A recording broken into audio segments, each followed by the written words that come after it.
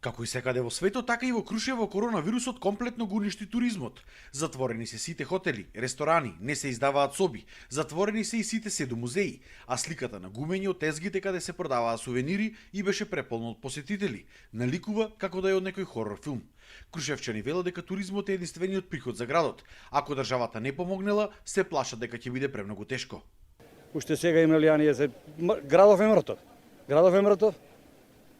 Да не треба полициски час. После 4 сата секојаш оде полициски час.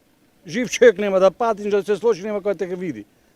Оде Крушево после 3 сата нема жив човек. Жив човек нема, све е иселено, све е избегано. Угостителите пак велат дека овој град кој што нема друга индустрија единствено живее само од туризмот, а во последните неколку години особено од странските параглайдеристи се надеваат на итна државна помош и на доаѓање на овие спортисти. Затоа што последните неколку години Крушево факт е дека функционира и обстојува од параглайдингот.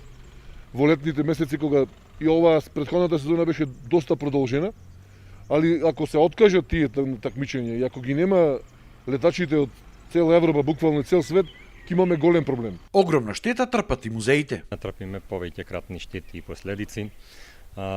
Собствените приходи ни се скратени.